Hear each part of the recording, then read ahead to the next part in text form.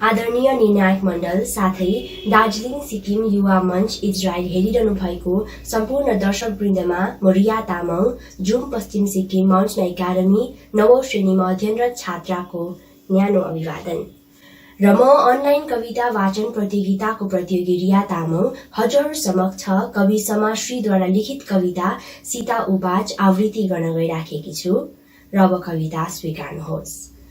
सीता उबाच कवि समाश्री। राम मेरो सम्बोधनमा आश्चर्यचकित नहुनु, राम मेरो सम्बोधनमा आश्चर्यचकित नहुनु, विस्मित नहुनु। हटाऊ ती चिताका समिधाका राज र खेट तिम्रा साक्षीहरू, तिम्रा महिमाको लागि, तिम्रो लोक लाजको लागि। सीता अब अग्नि परीक्षा दिन सक्दिन, घाम शिरमाथि लागेको छ फर्केर नहेर, घाम शिरमाथि लागेको छ फर्केर नहेर। त्यहाँ न तिम्रो छाया छ न त छाया सरी सीता, तिम्रो छाया आफ्नै शरीरमा झरेको छ। सीता अब छाया बनेर लतारिन सक्दिन, अब छाया बनेर लतारिन सक्दिन। म तिमीसम्म आइपुग्दा, म तिमीसम्म आइपुग्दा एक रात कामीसँग बिताए, म तिमीसम्म आइपुग्दा एक रात कामीसँग बिताए। मेरो आगमनमा हर्षले गदगद भएर आँगनमा उसका लौह भस्म पोतिएका हातले मलाई बेसमरी मारे। बग्दै गरेको पसिनाले मेरो रोम रोम धोइदियो, बग्दै गरेको पसिनाले मेरो रोम रोम धोइदियो। भार र हित मलाई विदाईमा मै खाँदै कोसेली दिएका छन् विचारको केही धारिला हतियार। मैले उसलाई स्वामी मानेको छु, मैले उसलाई स्वामी मानेको छु। मैले हलियासँग पनि रात बिताए, मैले हलियासँग पनि रात बिताए। माटोको मोहक गन्धले खैचेर मलाई ऊ छेउ पुर्यायो। उसले पनि सुमसुमाउँदै, उसले पनि सुमसुमाउँदै त्यही माटोको गन्ध मेरो बदनभरि भरिदियो। ठेला परेको हातको मर्दनले, ठेला परेको हातको मर्दनले जुगौदेखिको पीडा शान्त पारिदियो। सयौं उकुस मुकुस मरे, जिउ सन्चो भयो। उसले मेरो पोल्टामा केही बिउ हालिदिएका छन्। अहिले यसमा पालुवा पनि लाग्न थालिसके। विदाईमा अँगालेर उसले मेरो कानमा फुकिदियो श्रमको मन्त्र र भन्यो, यी फूलहरू फुलेपछि अन्यत्र पनि सार्नु। मैले उसलाई पनि स्वामी मानेको छु, मैले उसलाई पनि स्वामी मानेको छु। एक साँझ बीच बाटैमा छेकेर गन्धर्वले आफ्नोमा लग्यो, पाहुना मान्यो।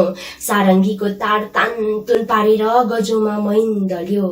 चार तारलाई गजोले रेट्दै उसको औला सारङ्गीमा नाच्न थाल्यो। औलासँगै प्रकृति नाचिन्, सृष्टि हाँस्न थाल्यो। उसले रातैभरि कहिले कर्खा सुनायो, कहिले छ्याउरे सुनायो, कहिले चुट्का सुनायो, कहिले देउरा सुनायो।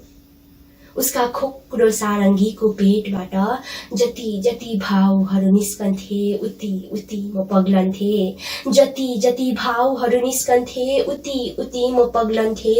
जति जति व्यथाहरू गुन्जन्थे उति उति म द्रवित हुन्थे। जति जति सुरमा लालित्य छाउँथ्यो उति उति म रङ्गिन्थे।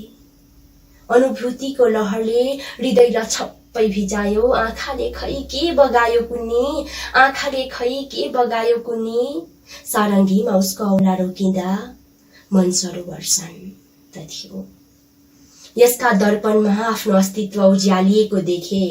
आत्मामा त्यही झन्कार भरिदिएर बिहान उसले मलाई बिदाई दिँदै भन्यो, तार चुरिएपछि सारङ्गी बज्दैन, त्यसैले रेट्न नछोडे जीवनको तारहरूलाई। मैले उसलाई पनि स्वामी मानेको छु। राम तिमी कहिलेसम्म परीक्षा लिन्छौ आफ्नो विश्वासको, मेरो आस्थाको। राम तिमी कहिलेसम्म परीक्षा लिन्छौ आफ्नो विश्वासको, मेरो आस्थाको। तिम्रो स्वार्थको, मेरो त्यागको, तिम्रो अभिमानको, मेरो स्वाभिमानको, तिम्रो पलको, मेरो युगको, तिम्रो नामको, मेरो पूर्ण अस्तित्वको, तिम्रो सीताको, मेरो मनको नारीको। भन राम, कहिलेसम्म यो रीत दोहोर्याउन चाहन्छौ तिम्रो रामायणमा? आँखा खोल राम, परिवर्तनको दर्पणमा दृश्य फेरिसकेको छ, अवस्था बदलिसकेको छ, पित परिभाषामा नयाँ पालुवा पलाएको छ। नारी अब भोग्या रहिन, नारी अब दासी रहिन। नारी समानान्तर कर्म बोक्न सक्छे, नारी समानान्तर हक खोज्न सक्छे, नारी अब नारी भएर बाँच्न सक्छे। आँखा खोल राम, परिवर्तनको दर्पणमा दृश्य फेरिसकेको छ, अवस्था बदलिसकेको छ, पित परिभाषामा नयाँ पालुवा पलाएको छ। नारी अब भोग्या रहिन, नारी अब दासी रहिन।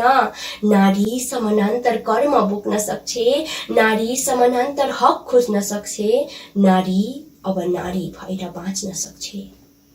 राम, तिमीलाई पछ्याउँदै तिमीसम्म आइपुग्दा, राम, तिमीलाई पछ्याउँदै तिमीसम्म आइपुग्दा मैले बिताएका यस्ता रातहरू अनगिन्ती छन्। तिमी धर्मले भन राम, मेरो अग्नि परीक्षा लिन छौ। धन्यवाद।